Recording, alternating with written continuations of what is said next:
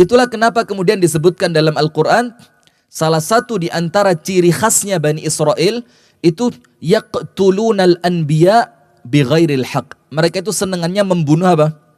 Nabi. Karena ketika satu kelompok ada nabi dari kelompok mereka, yang lain tidak terima. Kenapa nabinya dari kelompok mereka? Supaya nabinya cepat ganti maka dibunuh. Nanti ketika muncul nabi dari kelompok yang lain lagi tidak terima. Kenapa dari tempatnya dia? Bukan nabi dari kami, dibunuh. Kita akan ambil materi wanita penggenggam syurga. Karena kalau kita lihat suasana seperti ini, Bu, panjenengan kalau tahu orang Arab ngelihat tempat seperti ini, tidak lain dan tidak bukan yang keluar dari lisan mereka. Mereka bilang, hadhihi jannatullahi fil ardi. Ini surganya Allah di muka bumi. Ada ijo-ijoannya, ada buah-buahannya, ada suara burungnya, sejuknya. Kemudian kalau panjenengan naik dikit ke atas nanti ada air terjunnya. Ya sudah, apalagi yang tidak ada? Kecuali bidadari aja yang belum ada di sini. Panjenengan jangan GR, jangan GR. Jangan GR, tapi mudah-mudahan ya. Amin ya rabbal alamin. Nah, maka kita ketika kumpul di tempat seperti ini, Bu, ini salah satu yang wajib disyukuri.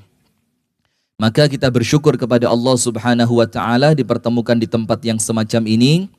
Dan pertemuan kita bukan sekedar pertemuan untuk refreshing atau yang lainnya, tapi di sini juga diisi dengan ta'lim atau talabul ilmi. Dan insya Allah mudah-mudahan semua di antara kita, ibu-ibu semua, panitia yang capek, kemudian juga teman-teman SDO yang kemudian ngeluarin kamera, angkat-angkat kamera, termasuk mudah-mudahan saya juga, mulai kita keluar rumah melangkahkan langkah pertama, sampai nanti kembali kita masuk ke pintu rumah, semuanya oleh Allah dicatat sebagai pahala. Amin ya rabbal alamin.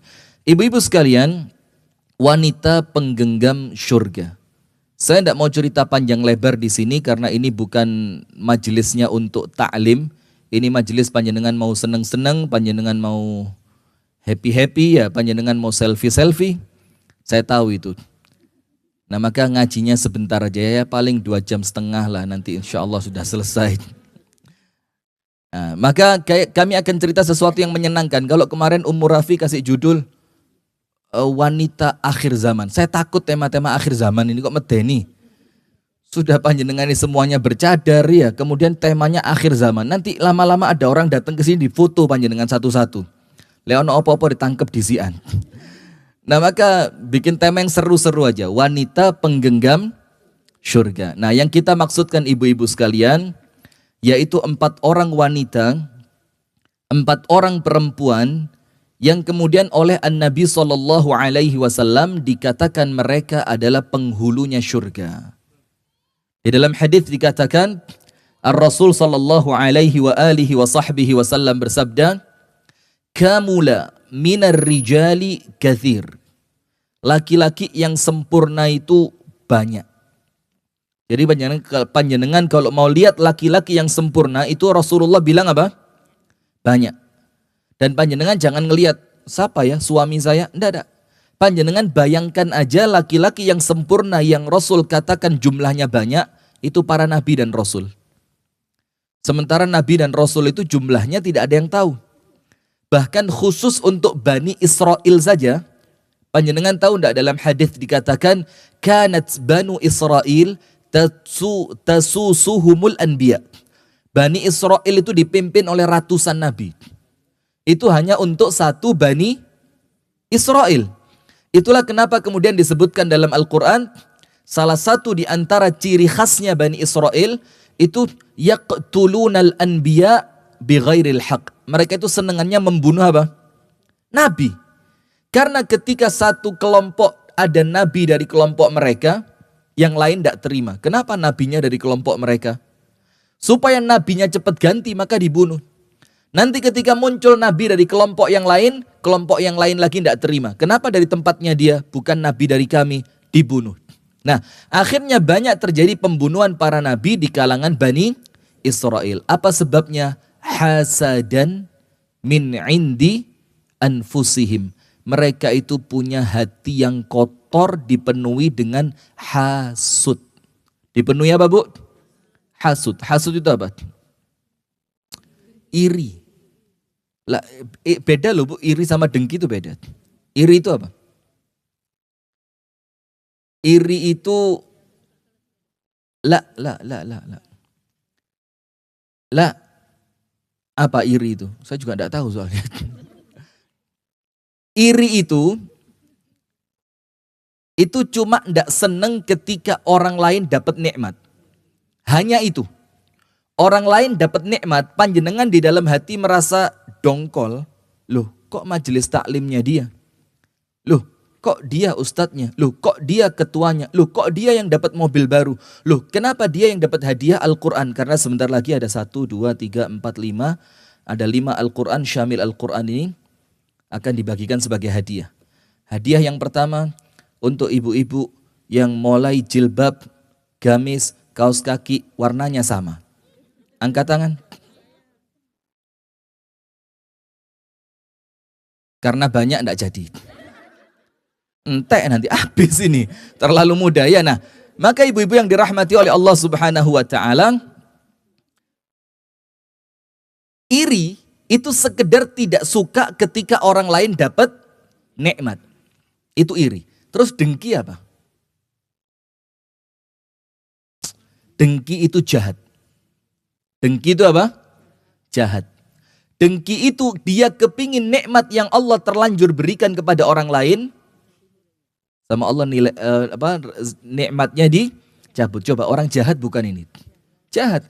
Ndak ikut punya nikmat, ndak ikut bagi-bagi nikmat, tidak punya kuasa untuk mencabut atau memberi nikmat, tapi kemudian dia yang usil ketika orang lain dapat nikmat. Ibu-ibu banget gak ini? Saya ulang ya. Ibu-ibu banget gak ini?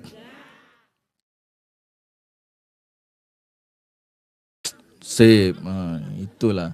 Itulah saya tidak kaget kalau majelis taklim wanita itu mesti rame. Karena apa? Ya yang paling perlu diperbaiki itu siapa? Ngaku kan sekarang? Alhamdulillah. Nah, maka orang-orang Yahudi itu mereka hasad. Bahkan sampai kepada Nabi yang terakhir. Nabi kita, Nabi besar Muhammad sallallahu alaihi wasallam, ya'rifunahu kama ya'rifuna abna'ahum. Itu orang Yahudi ngerti tentang ciri khasnya Nabi Muhammad itu sebagaimana mereka kenal dengan anak mereka sendiri. Sampai tahu telinganya seperti apa, matanya bagaimana, bibirnya seperti apa, pengikutnya siapa, ciri khasnya apa, ngerti mereka. Dan semua ada dalam diri Rasulullah Muhammad sallallahu alaihi wasallam. Tapi kenapa mereka tidak mau beriman? Hasad. Kenapa justru Nabi yang paling ditunggu, Nabi yang terakhir yang digadang-gadang penyelamat di akhir zaman, kok bukan dari Bani Israel tapi keturunan Nabi Ismail yang itu dari orang-orang Arab. Nah, itulah karena itu orang yang punya sifat iri dengki itu mereka mewarisi sifatnya orang-orang Yahudi. Nah, tapi ingat Bu, normal namanya manusia ya. Panjenengan kan sama saya juga sama saja, kita ini manusia biasa kan. Yang kemudian hati kita ini memang lemah. Wa khuliqal insanu dha'ifa. Allah ciptakan manusia dalam keadaan lemah. Lemah itu ya lemah segalanya, lemah iman, lemah secara akal, lemah secara fisik. Itu lemah semuanya. Bahkan lemah untuk mengalahkan hawa nafsu. Nah, sampai di situ dikatakan, Bu, Syekhul Islam Ibnu Taimiyah mengatakan, ma khala jasadun min hasadin. Tidak ada satu jasad pun yang selamat dari perbuatan hasad. Tidak ada satu manusia pun yang selamat dari sifat hasad. Tapi lihat bedanya. Wal aqilu yukhfihi. Orang berakal, dia tutupi hasadnya. Dia tidak ikuti lewat lisannya dan dia tidak ikuti lewat perbuatan fisiknya. Nah, sekarang banyak begitu, Bu. Orang dikritik, tidak terima, ngamuk. Dan itu ciri orang yang hatinya kotor. Nah, maka ketika Syekhul Islam Ibnu Taimiyah mengatakan tidak ada orang yang selamat dari hasad. Cuma kalau orang itu baik, orangnya berakal, akil, itu maka hasadnya ditahan. Ya tetap di jero hati kerasa ono kemeretek gitu. Tapi kemudian lisannya tidak sampai mengucapkan sesuatu yang merendahkan orang yang dia hasad kepadanya. Kemudian perbuatan fisiknya juga tidak menyakiti orang yang dia hasad kepadanya. Sementara wal jahilu yubdi, orang yang bodoh itu hasad akan diikuti sama dia. Maka orang yang dia hasad kepadanya itu akan dijatuhkan kehormatannya, akan dihancurkan reputasinya, akan diinjak-injak kehormatannya. Karena apa? Jangankan memfitnah, menghibah, menjatuhkan reputasi, membunuh orang itu untuk orang yang kena penyakit hasad itu ringan.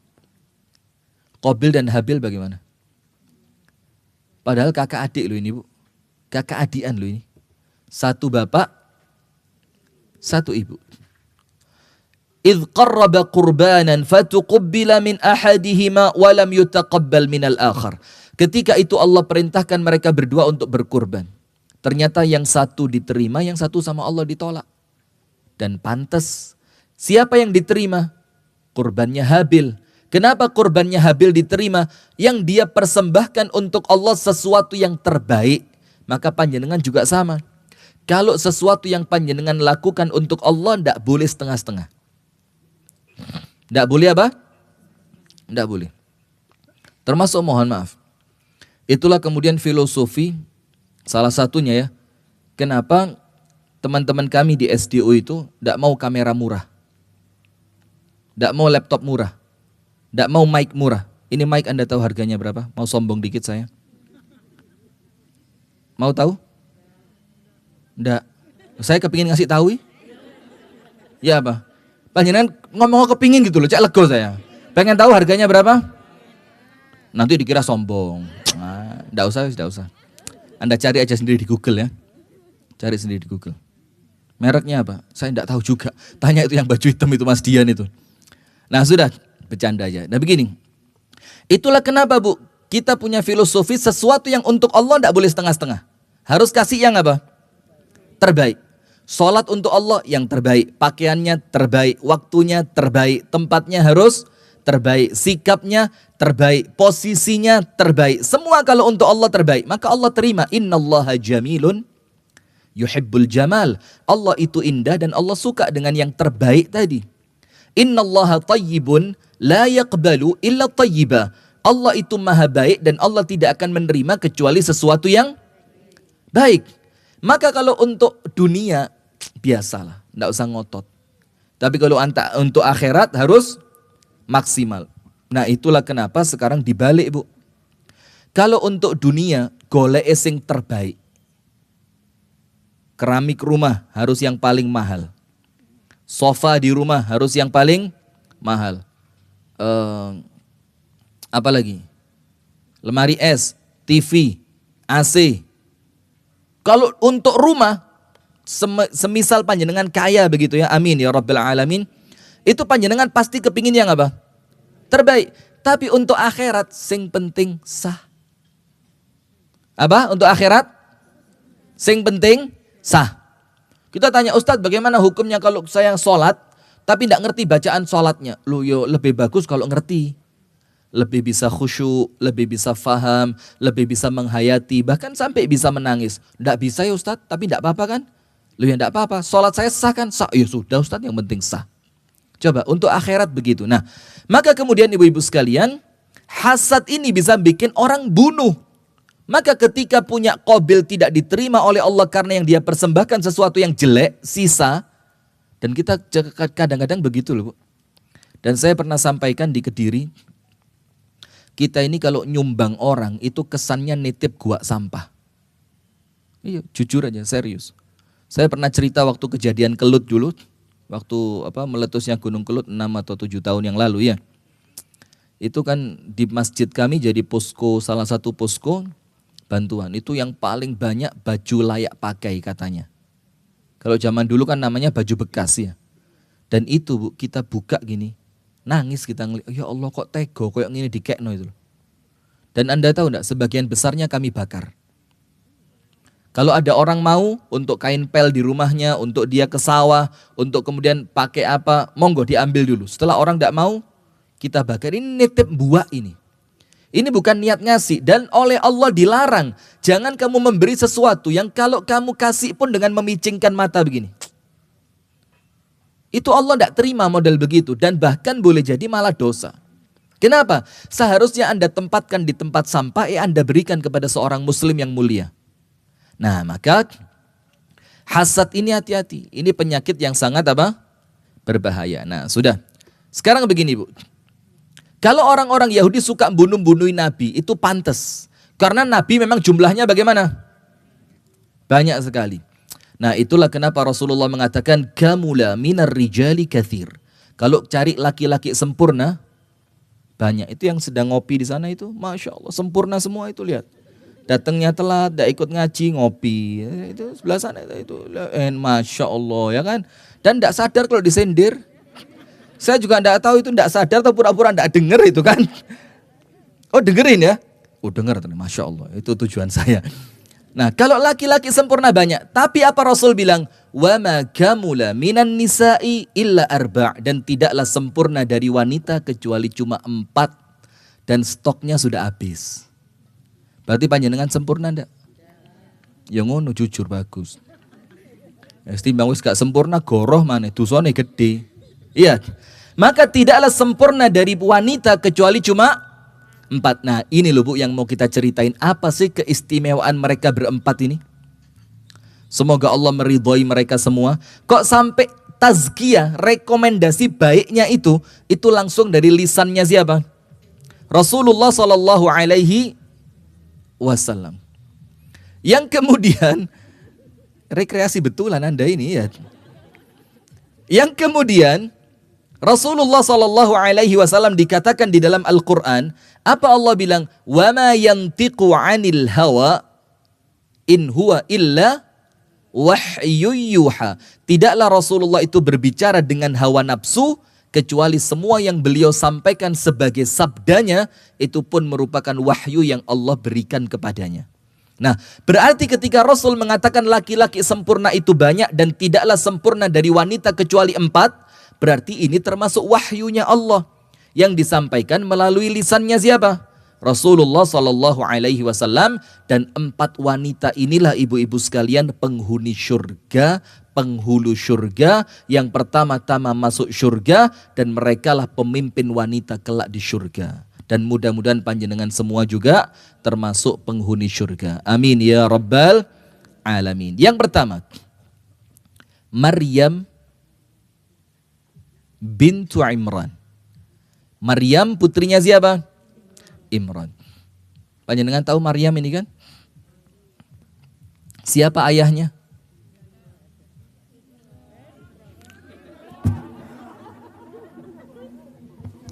Ya Allah. Saya tidak tanya suami, jangan curhat di sini. Panjenengan kok nampaknya mau curhat, Ustaz. Sabar Bu ya, nanti ada kolom curhat tersendiri. Curhat dong Ustaz, gitu ada nanti ya. Nanti ya. Sudah. Nah maka kemudian yang pertama ini Maryam bintu Imran, perempuan suci yang sampai orang-orang Nasrani itu mengatakan dia ini dianggap sebagai istrinya Allah. Subhanallah wa bihamdihi subhanallahil azim. Dah. Saking sucinya Maryam. Sampai kemudian apa? Orang-orang yang kemudian ketika melihat Maryam ini melahirkan seorang anak dalam keadaan Maryam tidak punya suami, mereka bilang apa? Ya ukhta Harun, ma kana abuki imra'a sawin wa ma kanat ummuki baghiyah. Keluarganya Harun. Padahal Maryam dan Nabi Harun tidak ada hubungan darah. Kenapa kok Maryam itu dipanggil kakak atau adiknya Harun? Kenapa Bu? Karena kesolihan yang menyerupai Nabi Harun. Kesolihan yang luar biasa. Sampai kemudian Maryam ini bilang apa? Ya ukhta Harun, kamu itu sudah pantas dibilang sebagai keluarganya Harun. Begitu Nabi Harun alaihi salam. Ma kana abuki imra'a sawin, bapakmu bukan orang jahat. Wa ma kanat ummuki baghiyah, dan ibumu bukan perempuan nakal. Loh kok bisa lahir anak seperti kamu? Nah berarti di sini ada ibrah Bu. Ada pelajaran apa? munculnya anak yang buruk itu boleh jadi karena memang orang tuanya orang tua yang tidak baik. Sampai di zaman Maryam pun orang itu ngerti, kalau anaknya seperti ini kok tidak pantas karena bapaknya baik, ibunya baik. Nah maka kemudian sampai Maryam ini, ayahnya yaitu Imran, itu oleh Allah dijadikan nama surat dalam Al-Quran. Ali Imran. Itu surat berisi tentang keluarganya Imran. Subhanallah, lihat. Bukan Nabi loh. Bukan Nabi. Dan anaknya pun bukan anak laki-laki, yang oleh Islam tentu laki-laki itu memiliki apa? Keutamaan dibandingkan siapa? Perempuan. Anaknya perempuan. Yang kemudian anak itu pun tidak menikah. Kalau ukuran manusia kurang sempurna ya. Karena kesempurnaan itu kan ketika punya anak, punya pasangan, punya anak, punya keturunan, betul kan? Ini tidak. Tapi oleh Allah kemudian sampai nama keluarga mereka dijadikan sebagai keluarga yang menjadi nama surat Al-Quran. Yaitu surah Ali Imran. Apa ibunya ketika melahirkan dia, ketika hamil? Ya Allah, aku nazar apa yang aku kandung ini, apa yang ada dalam kandunganku ini ya Allah, aku nazar untuk dia menjadi pengabdimu ya Allah, berkhidmat untukmu dan untuk agamamu. Sampai seperti itu. Mulai di kandungan, Bu, supaya panjenengan ngerti bagaimana muncul seorang wanita hebat sekelas Maryam. Ibunya sudah nazar mulai kandungan, ini anak lahir, aku akan abdikan dia untuk agama Allah. Aku akan jadikan dia mengabdi untuk Allah. Itulah kenapa sampai dalam agama Nasrani, itu kan Maryam itu seakan-akan seorang wanita, dalam tanda kutip ya, saya tidak ngerti juga bahasa mereka, mudah-mudahan tidak salah, semacam biarawati yang tugasnya itu mengabdi. Yang tidak boleh nikah ya, yang tugasnya melayani, yang tugasnya itu mendengarkan curhatan dari jamaah, melayani jamaah kemudian, dan begitu. Dan umi saya dulu itu SD-nya itu di Batu sini, di SD Katolik Sang Timur. Itu gurunya masih dari Belanda dulu. Dan semuanya berjilbab. Zaman itu loh. Itu kalau ngajar, Bu, tangannya masuk di balik jilbabnya begini. Tidak keluar. Dan itu mendidik dengan cara yang sangat bersih, sangat disiplin, sangat manusiawi. Muridnya sebelum masuk kelas dikasih minuman susu. Nanti masuk kelas diajak berdoa. Ketika yang muslim, tidak apa-apa, tidak ikut berdoa. Itu mereka sudah punya. Dan itulah gambaran Maryam untuk mereka, kan begitu. Jadi pengabdi begitu loh. Nah, kemudian setelah dilahirkan, langsung sama ibunya didoakan. Ya Allah, aku telah melahirkannya dan aku melahirkan ternyata seorang apa? Perempuan, seorang wanita. Kok nampaknya tidak pantas? Langsung sama ibunya didoakan apa? Wa inni u'idzuka wa inni apa ayatnya? Inni wada'duha untha wa inni u'idzuka biha minasyaitonir rajim, dan aku memintakan perlindungan kepadamu ya Allah untuknya dari gangguan siapa?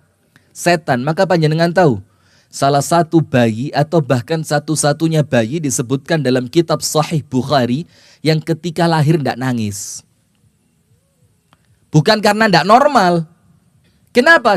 Karena doa ibunya tadi, maka oleh Allah dia diselamatkan dari gangguan setan yang pertama, yaitu menusukkan jarum ke perut atau paha.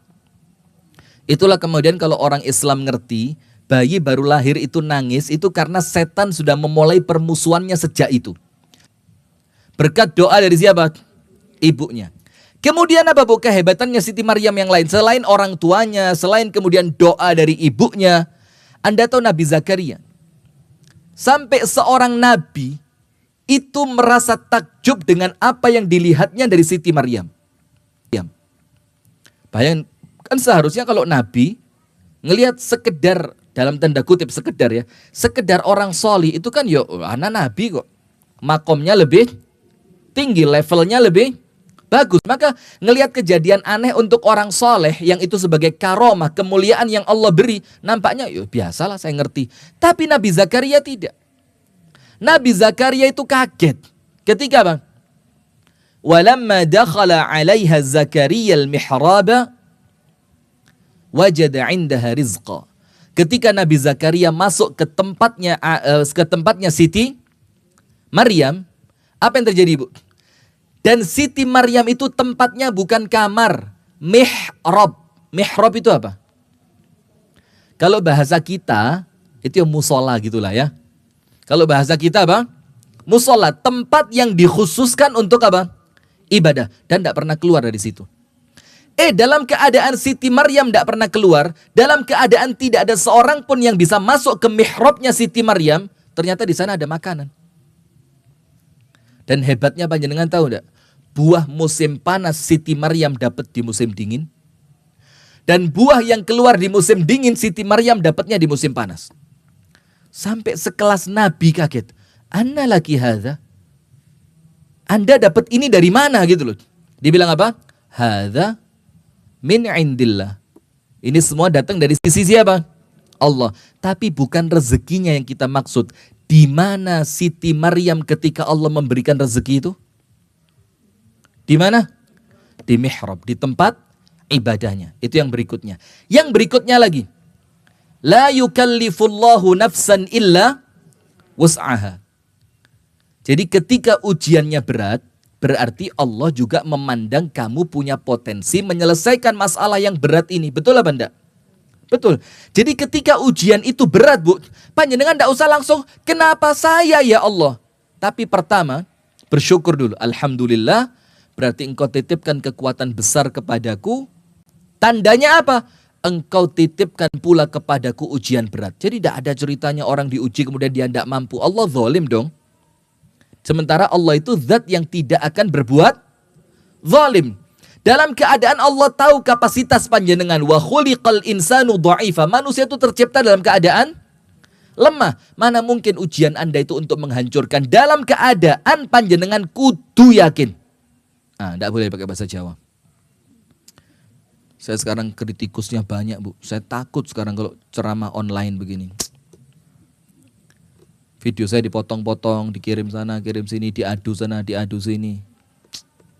Dan itu tidak baik. Tidak baik. Sudah, bahkan video yang satu itu dipakai di TikTok gambarnya perempuan rangkulan sama suaminya. Tahu video itu? Astagfirullah, nelongso saya, Allah kok tadi ini videoku. Jadi ciri khas perempuan solihah penghuni surga itu al-a'udu ala zaujiha, yang senantiasa nempel dengan suaminya. Itu dipotong suaranya, dimasukin TikTok, ada perempuan nempel suami, terus suami ke kamar mandi dicekeli sikile, suami berangkat kantor dicekeli wetenge, suami masuk kamar dicekeli sirai. Itu backsoundnya suara saya. La haula wala quwwata illa billah. Dituntut, dia yang nuntut saya. Lah lapo ceramah lek oleh diupload jadi. Nah, sudahlah. Pemirsa Madani TV dimanapun Anda berada, yang semoga dirahmati oleh Allah Subhanahu wa Ta'ala. Apa yang terjadi? Ketika Allah telah meyakinkan kita bahwa ujian itu tidak mungkin melampaui batas kemampuan.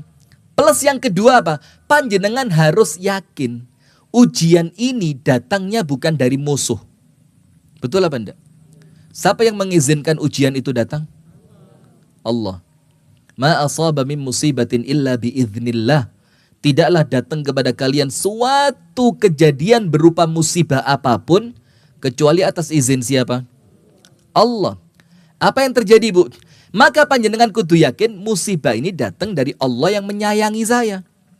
Tidak mungkin zat yang menyayangi saya mendatangkan ujian untuk menghancurkan saya. Tapi untuk menguatkan, untuk meningkatkan derajat, untuk menghapuskan dosa, untuk mendekatkan aku kepadanya, untuk supaya aku hanya bersandar dan bertawakal kepadanya. Itu tujuannya Allah kasih musibah.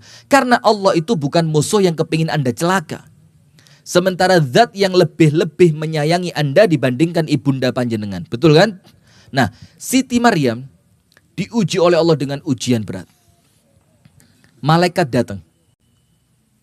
Minta izin malaikatnya, Bu. Saya ini malaikatnya Allah yang kemudian oleh Allah diperintahkan untuk meniupkan ruh ke dalam rahimmu. Dan kamu akan hamil.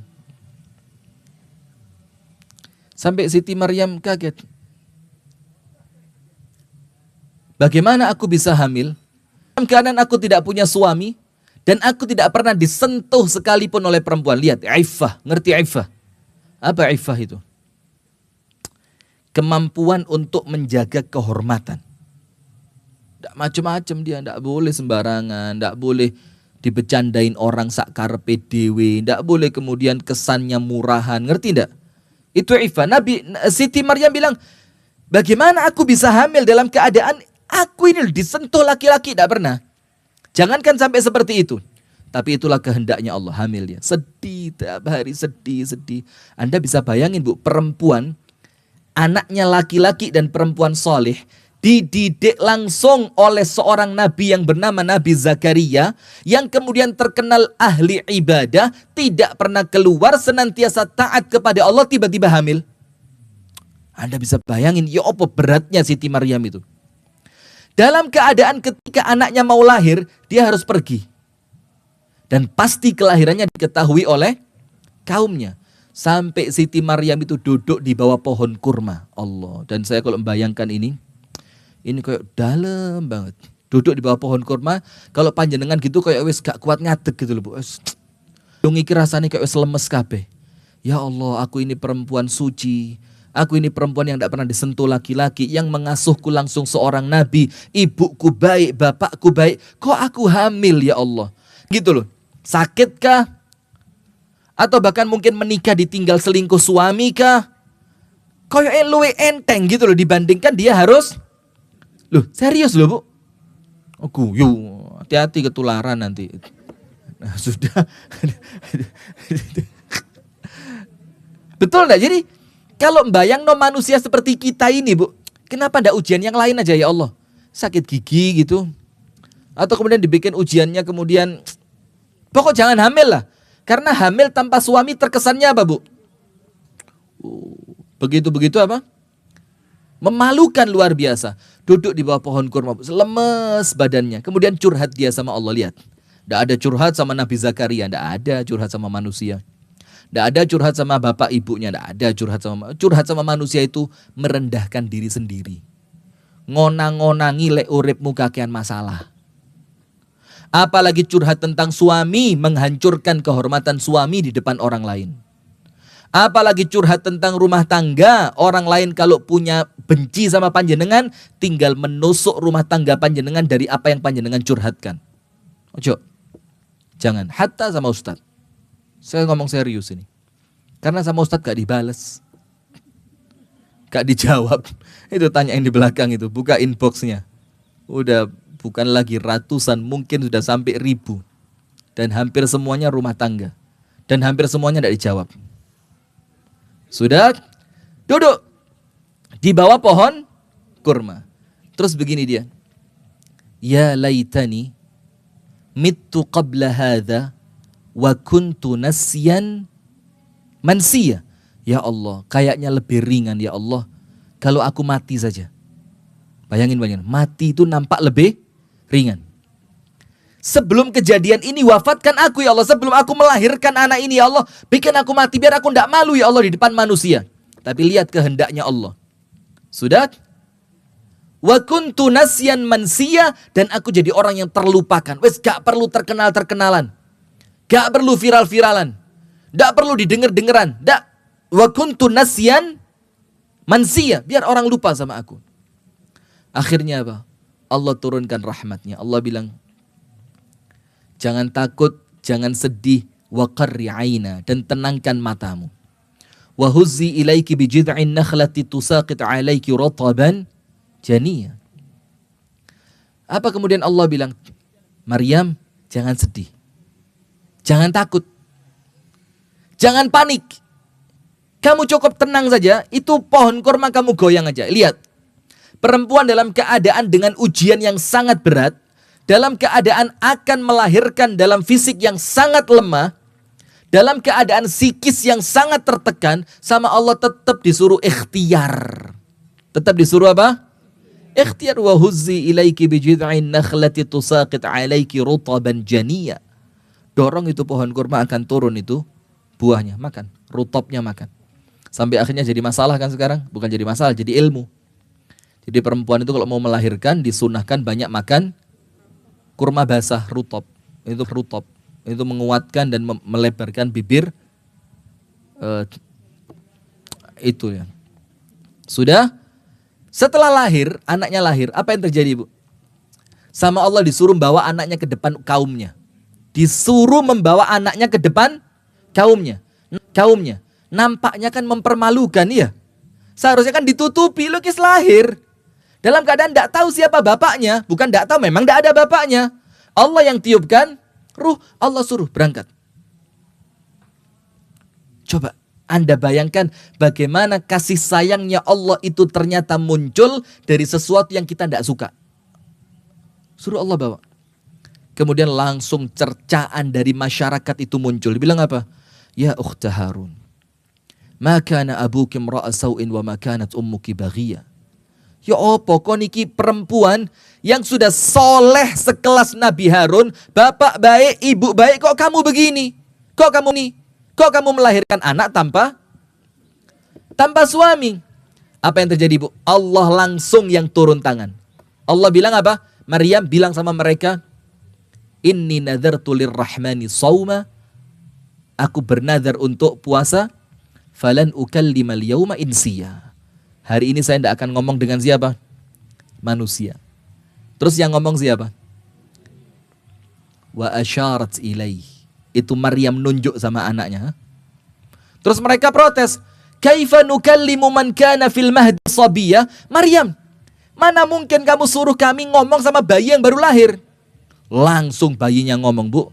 Qalat inni abdullahi ataniyal kitaba waj'alani nabiyya waj'alani mubarakan aynama kuntu wa awsani bis salati waz zakati ma dumtu hayya wa barram biwalidati wa lam akun jabbaran syaqiyya. Aku ini hamba Allah, diutus Allah jadi seorang nabi, dan aku kemudian diperintahkan Allah untuk sholat, berbakti kepada ibuku, tidak boleh jadi orang jahat. Ini yang pertama, Bu. Perempuan penghulu surga. Ujiannya ringan atau berat? Mau begitu? Mau masuk surga? Diulang ya. Mau seperti itu? Enggak. Masuk surga? Kok enggak klik ya? Itu Siti Maryam menjadi penghulu surga, Bu. Karena ujiannya yang berat dan dia berhasil menangani ujian itu. Dia pengen masuk surga? Bisa. Emang bisa? Hah? Surga ini siapa? Am hasibtum an tadkhulul jannata walamma ya'tikum mathalul ladzina khalau min qablikum massathumul ba'sa'u wadh-dharra'u wa zulzilu hatta yaqula ar-rasul walladzina amanu ma'ah mata nasrullah ala nasrullahi qarib. Apakah kalian mengira bakal masuk surga dalam keadaan belum datang ujian kepada kalian seperti ujian orang-orang sebelum kalian? Mereka ditimpa kesulitan, peperangan, penyakit sampai bumi goncang di atas mereka. Sampai Nabi Muhammad dan para sahabat orang paling sabar bilang apa? Sabar bilang apa? Mata nasrullah, kapan pertolongan Allah bakal datang? Allah bilang ala inna nasrullahi qarib. Jangan khawatir, bentar lagi datang. Maka malam itu kalau semakin gelap, maka tandanya matahari akan cepat keluar. Benang itu kalau semakin keras ditariknya, pada apanya?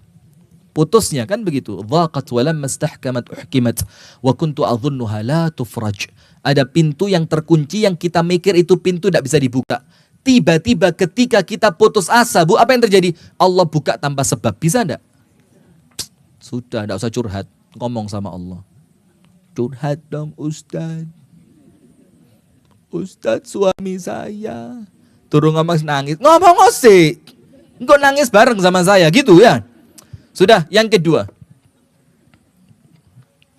Asiyah bintu Muzahim. Asiyah putrinya Muzahim, imra'atu Fir'aun, istrinya Fir'aun. Maka itu teman saya di belakang itu, Mas Dian, itu punya anak perempuan dikasih nama Asiyah.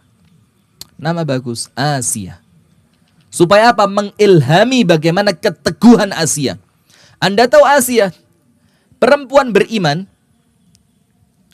di tengah-tengah kerumunan gerombolan orang kafir, bukan cuma kafir tapi ngaku Tuhan. Siapa yang ngaku Tuhan? Anda tahu kenapa Fir'aun ngaku Tuhan? Karena tidak pernah dapat ujian. Maka panjenengan kalau sama Allah masih diuji, Bu, bersyukur. Untuk kenal siapa saya. Oh, aku iki wong biasa. Oh, aku iki lek diuji yo sik sedih. Oh, saya ini kalau diuji yo masih nangis. Oh, saya ini diuji sama Allah yo masih merasa ndak berdaya. Supaya panjenengan ngerti kalau ndak pernah diuji, yo lama-lama nanti khawatir panjenengan niru ilmunya Fir'aun. Fir'aun itu sakit ndak pernah. Apa maneh sakit panu. Sakit ndak keren. Sakit kok panu. Ustadz Afwan izin saya ndak ngaji, sakit. Sakit apa ibu? Sakit kulit parah Ustadz. Apa itu? Panu. Wong kepingin putih sampai dikai putih kok protes. Orang itu kan kepingin glowing ya kan? Glowing. Panjenengan sama Allah dikasih putih. Tapi mek sak mini. Coba menisan kabeh nu malah karuan ya. Seski. Liane wireng kayak biji salak gitu. Putih. Astagfirullahaladzim. Kok sampai kepikiran biji salak itu ya. Panjenengan ya mikir gitu. Saya juga mikir yang sama, Bu. Kok metune biji salak itu loh. Padahal kan ada item yang lain apa. Kelenteng, tahu kelenteng? Atau biji sawo.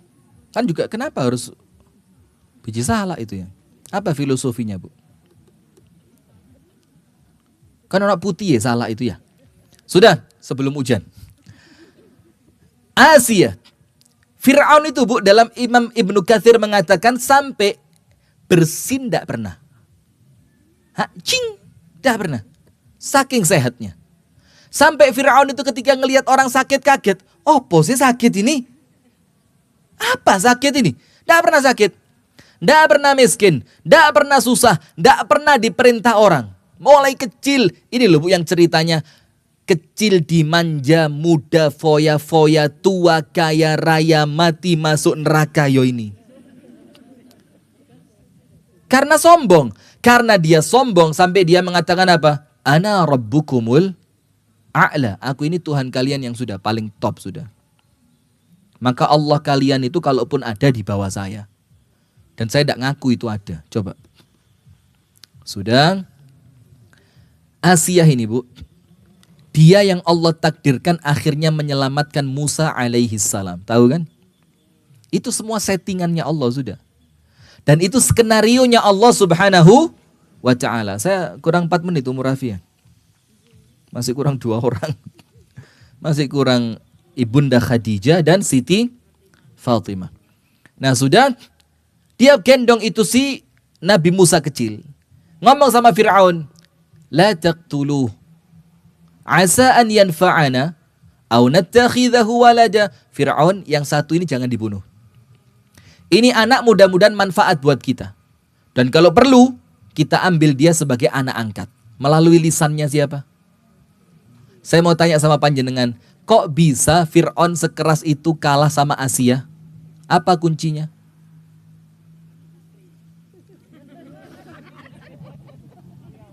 Bu, ya Allah, suami panjenengan ada datang? Ada di rumah? Astagfirullah, saya kok penasaran sama suami panjenengan jadinya saya. Nanti insya Allah ya, mesti kurus, betul?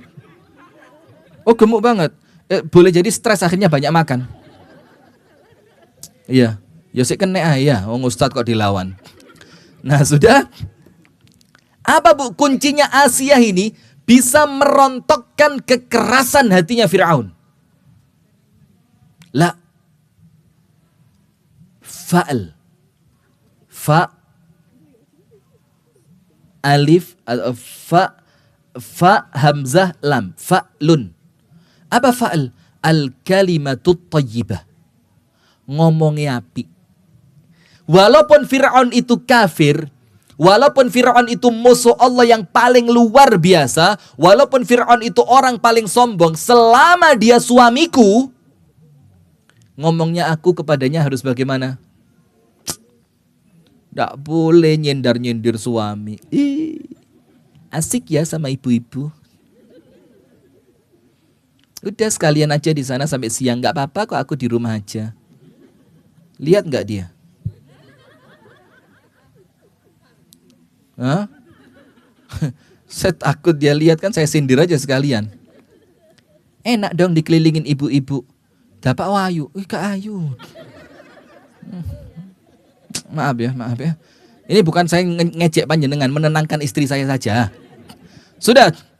Apa bu? Fa'al itu apa? Kalimatut thayyibah, kalimat yang artinya apa? Suami itu kalah dengan istri justru ketika istri tidak ngelawan. Kalau Anda ngelawan, loh ya apa suami kok dilawan? Apa? Mulai nama makmu.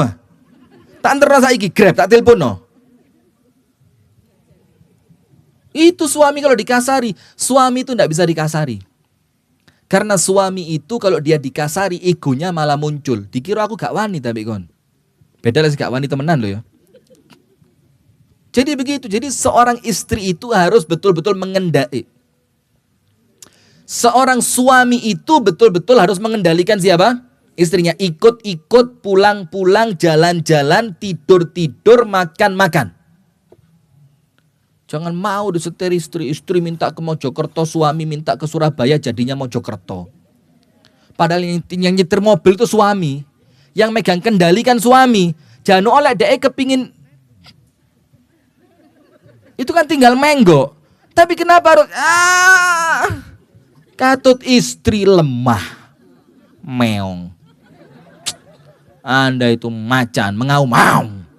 Meong. Suami. Mana istrinya itu? Ya Allah. Sudah lanjut. Sudah. Itu yang pertama tentang Asia.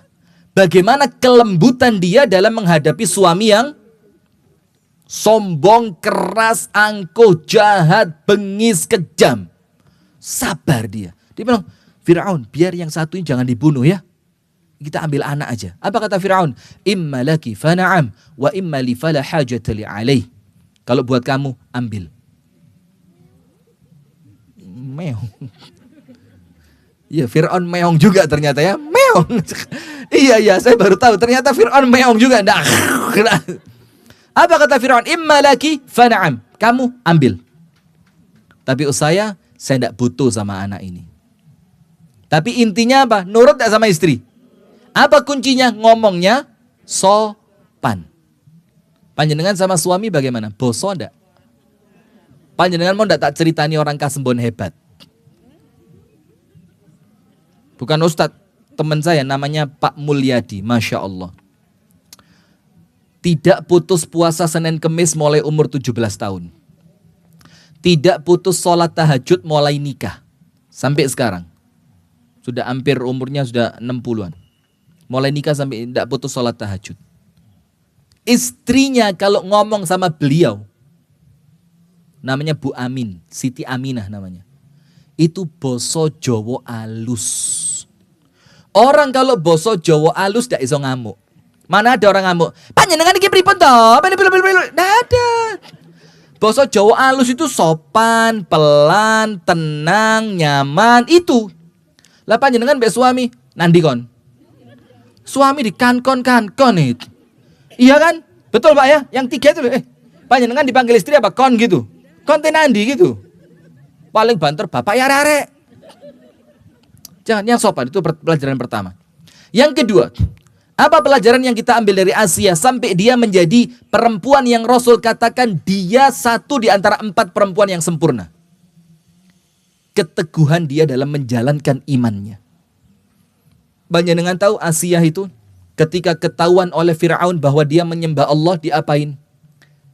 Dipenteng, apa bahasa dipenteng itu? In English, what in English? Salib itu Ikat di pohon itu namanya disalib. Orang diikat di kayu itu namanya disalib. Dalam bahasa Arab. Diterlentangkan. Susah sekali. Dipenteng lah wis. Lah yo ngapa jenengan ngerti kan? Pemirsa Madani saya paksa ngerti ya. Sudah dipenteng di padang pasir yang panas. Dibiarin sampai matahari terik, sampai kulitnya mulai hampir melepuh, baru dicambuk sama Fir'aun. Pah. Dicambuk terus sama Fir'aun. Dibilang apa? Ata'budina ilahan ghairi. Kamu sembah Tuhan selain aku. Dibilang, na'am, Allahu Rabbi wa Rabbuki wa Rabbu. Allahu Rabbi wa Rabbuka wa Rabbul alamin. Iya, aku nyembah Allah, Tuhanku, Tuhanmu, dan Tuhannya semua alam ini. Tambah keras Fir'aun. Dang. Nggak lama, si Asia senyum. Anda lihat sini, jangan lihat sana. Biar yang telat-telat jangan dilihat. Sopo sih, kok penasaran saya. Ya Allah, Randy telat bikin masalah. Ren mulia Ren. Bukan kesasar, sengaja cari perhatian dia. Biar dia ibu-ibu. Sudah, gak usah direken Randy. Jarno, kepreset tuh babano Jarno. Pokok Randy jangan anaknya. Sudah, apa yang terjadi Bu? Sudah, saya minta waktu dikit lagi. Apa yang terjadi? Itu Asia senyum. Apa kata Fir'aun? Oh pantesan dia menyembah Tuhan selain aku, ternyata gila. Loh mana ada orang diseksa seperti ini, dicambuk seperti ini kok malah tersenyum. Anda tahu enggak? Allah kabulkan doanya dia. Apa doanya? Rabbi bnili indaka baitan fil jannah wa najjini min fir'auna wa amali wa najjini minal qawmidh zalimin. Ya Allah, bangunkan untukku rumah di sebelahmu ya Allah. Lihat. Itulah sampai orang Arab bilang apa? Al-jar qablad dar. Deloken sik tonggone sadurunge tuku omahe. Iya benda. Panjenengan punya rumah mewah tonggone resek. Julid. Masa apa mbak? Tempe mana? Aduh mbak, saano anakmu mbak. Loh. Masih omahe wapi gede gak kerasan. Tonggone rumuk. Sudah. Maka ini Asia minta sama Allah bukan cuma istana di surga, tapi apa? Indaka, di sebelahmu ya Allah. Di surga. Dan selamatkan aku dari Fir'aun dan bala tentaranya. Dan selamatkan aku dari orang-orang yang zalim. Anda tahu? Itu pintu langit sama Allah dibuka. Terus Asia itu ngelihat ke atas Bu. Anda lihat apa? Allah bilang istanamu sudah jadi. Sebentar lagi pindah ke sana. Siapa yang tidak senyum ketika Allah bilang seperti itu Bu? Hatta dicambuk yang tidak akan terasa. Betul apa enggak? Keluarganya Ammar bin Yasir, ibunya ditusuk besi panas, bapaknya kakinya ditarik kuda kanan kiri. Apa Rasul bilang? Sobron ala Yasir, fa inna mau'idakumul jannah. Yang sabar, tidak apa-apa. Bentar lagi pindah kemana? Surga.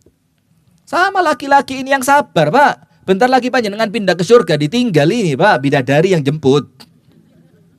Sabar dikit cerewetnya ibu-ibu ini.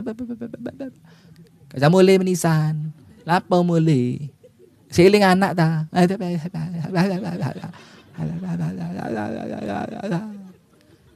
Mentolong ngeleboni blenderan Lombok. Astagfirullahaladzim. Itu yang kedua dari Asia. Keteguhannya dalam menjalankan apa? Imannya. Yang ketiga apa?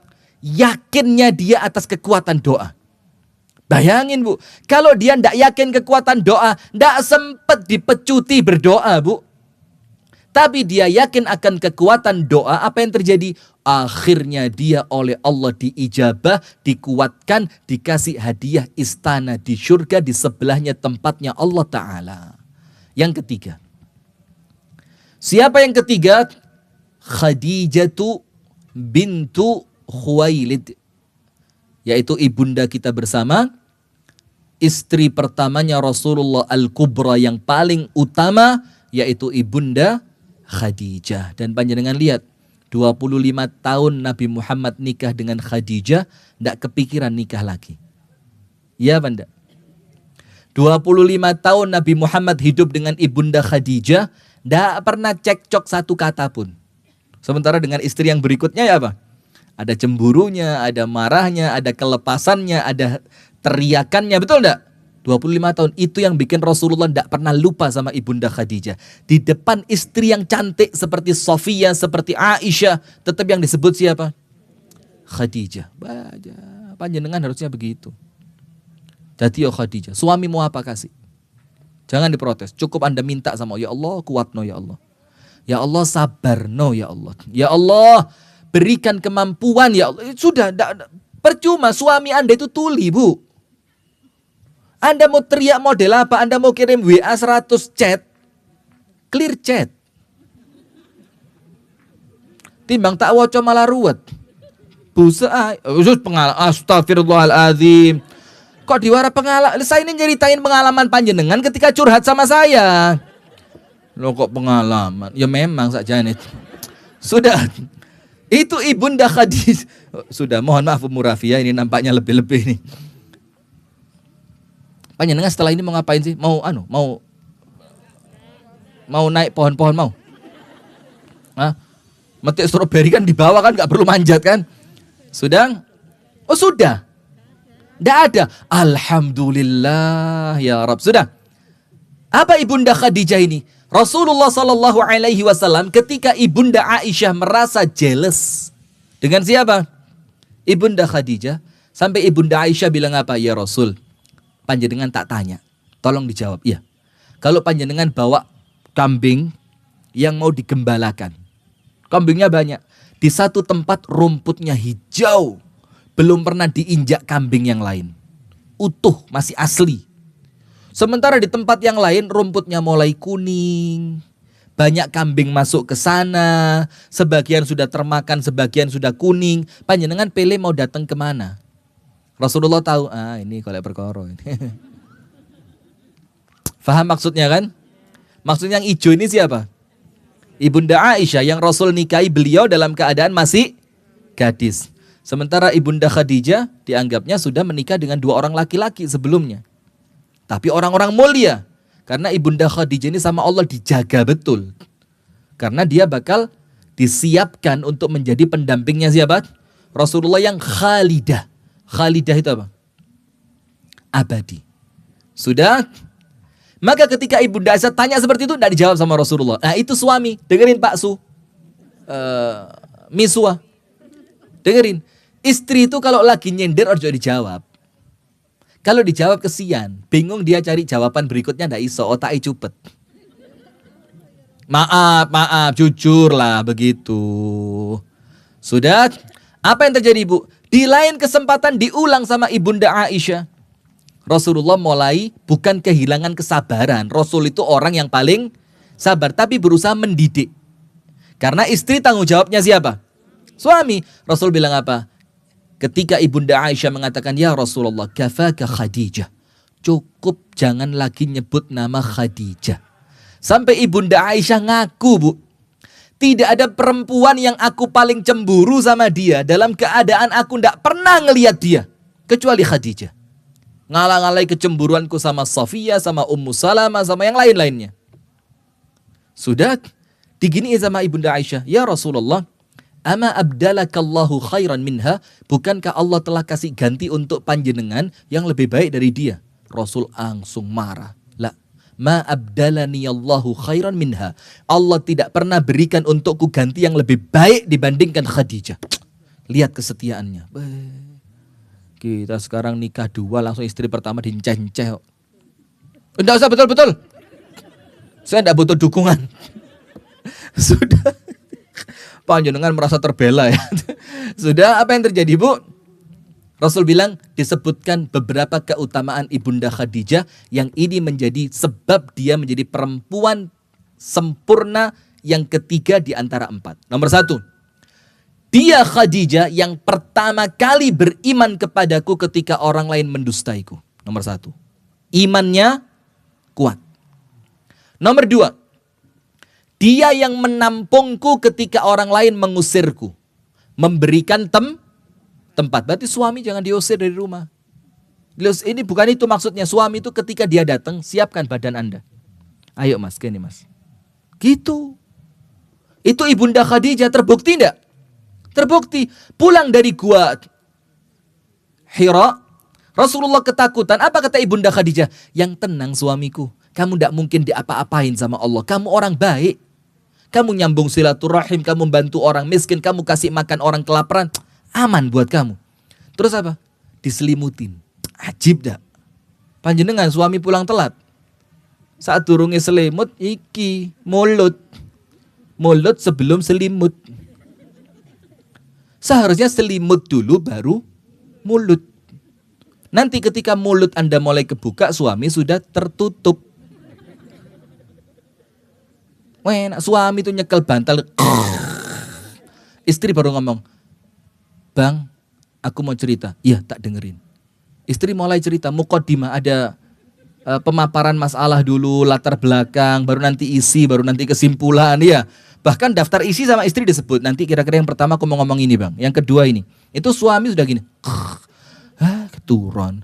Menikah sopo ditakoni, "Lut, mam begitu cerita apa?" Wis lali ceritane, bape wis berubah. Sama ya begitu memang, iya babnya sudah lupa sudah. Karena istri itu kalau tertunda ngomongnya besok sudah lupa dia. Itulah saja nih istri itu ngempeti aman gitu loh. Cuma sayangnya kan istri itu kan susah ngempet ya. Gampang keperucut. Itu yang kedua. Dia yang menampungku ketika orang lain mengusirku. Apa yang ketiga, Bu? Dia yang menolongku dengan segenap harta dan jiwanya ketika orang lain memusuhiku. Hebat dah ini. Bahkan panjenengan tahu Ibunda Khadijah itu, Bu, ketika dikatakan dalam satu riwayat, itu ketika Rasulullah SAW itu menanti Ibunda Khadijah yang akan meninggal dunia, apa ucapannya Ibunda Khadijah, Bu? "Ya Rasulullah, kalau nanti aku wafat dan engkau butuh tulangku untuk menyeberang suatu tempat, ambil tulangku jadikan jembatanmu." Allahu Akbar. Kita sekarang enggak. Iki gelang kayak aneh makku, kudu tukon-tukon aneh sampean. Lah kok te di Joko. Iki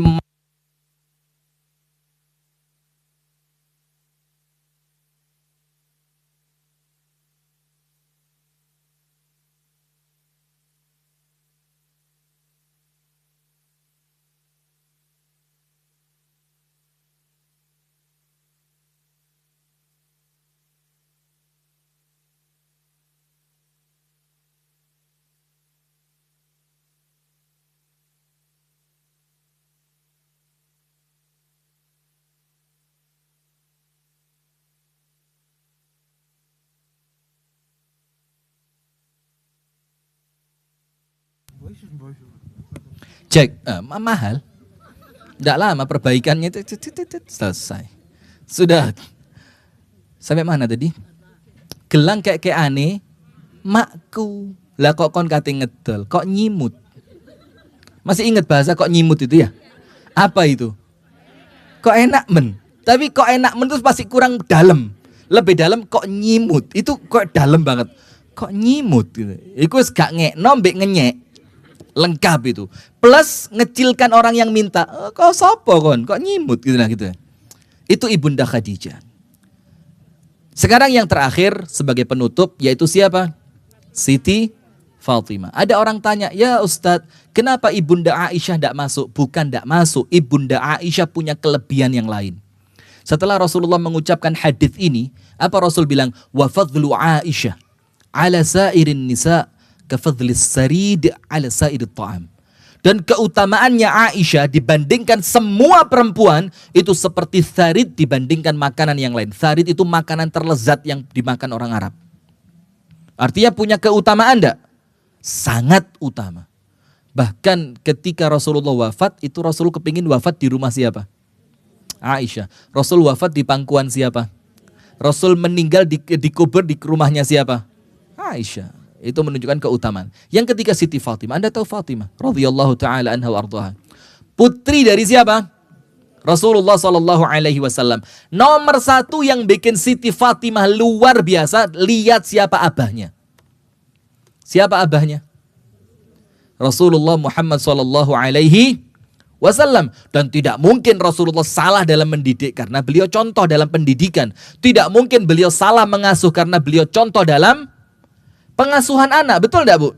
Nah, maka dengan itu Siti Fatimah terdidik dengan luar biasa. Nomor dua, kesetiaannya kepada suami.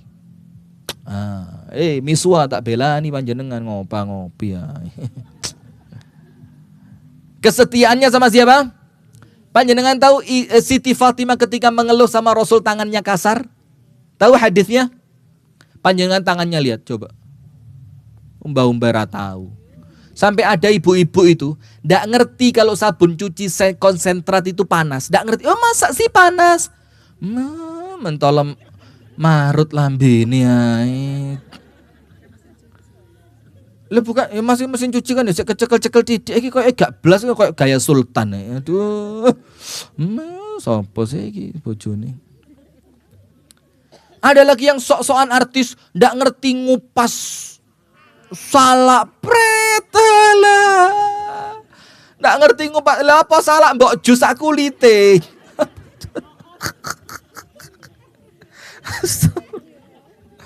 Aduh, ini budak konten. Nggak ngerti salah. Terus apa lagi? Kesasar di rumah. Oh kesasar di omah. Lihat itu. Lo kok tahu? Astagfirullahaladzim. Panjenengan lihat itu. Lo kalau Ustadz harus tahu biar update. Kan ya enggak lucu kalau Ustadz enggak tahu kan? Sehingga bisa nanti jawab jamaahnya. Ustadz bagaimana kasus seperti ini? Saya bisa jawab. Cek sini-sini kan dulu. Setia sama suami itu Siti Fatimah, tangannya kasar. Apa dibilang? Itu kudanya Ali bin Abi Thalib, aku yang ngerawat. Kuda, Bu. Itu makanannya Ali bin Abi Thalib, aku yang menghaluskan gandumnya.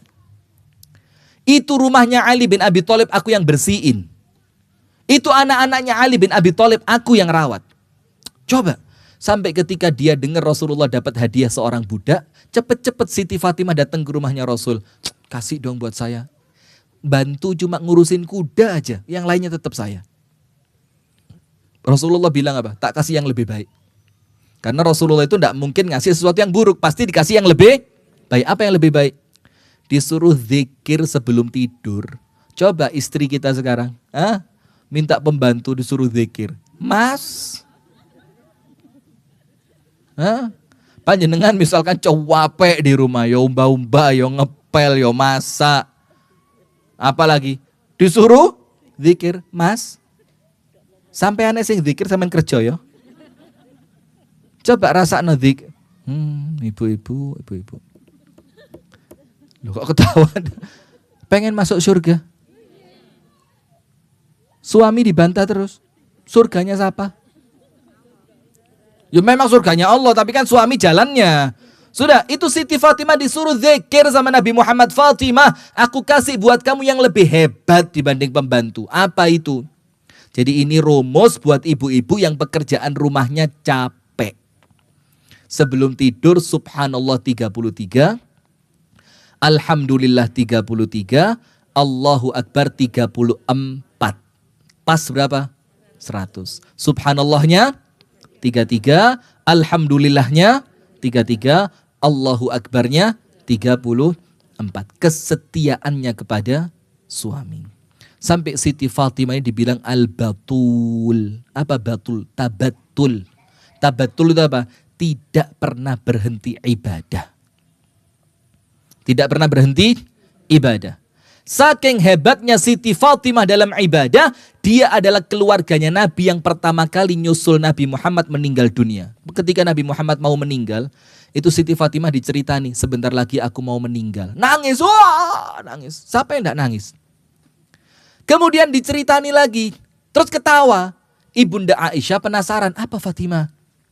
Kok tadi nangis, terus ketawa? Iya nangis, kenapa? Rasul bilang sebentar lagi meninggal. Oh iya. Terus ketawanya karena apa? Rasul bilang, aku yang bakal pertama kali nyusul beliau. Seneng. Panjenengan coba suami meninggal. Terus suami bilang, jangan khawatir, 2 hari lagi kamu. Guyo penjerit. Mas! Sampai anai mas. Aku bagian dungakno kok gini. Itu tandanya panjenengan ibadahnya masih kurang. Kalau Siti Fatimah dibilang, kamu yang pertama kali nyusul, seneng. Kenapa? Selesai dari capeknya dunia, tinggal memetik hasil ibadahnya. Barakallahu fikum. Itu yang dapat kami sampaikan. Mudah-mudahan bisa diambil manfaat dan hikmah serta pelajarannya. Kurang lebihnya saya mohon maaf. Kita tutup dengan doa kafaratul majlis. Subhanakallahumma wa bihamdika asyhadu an la ilaha illa anta astaghfiruka wa atubu ilaik. Assalamualaikum warahmatullahi wabarakatuh.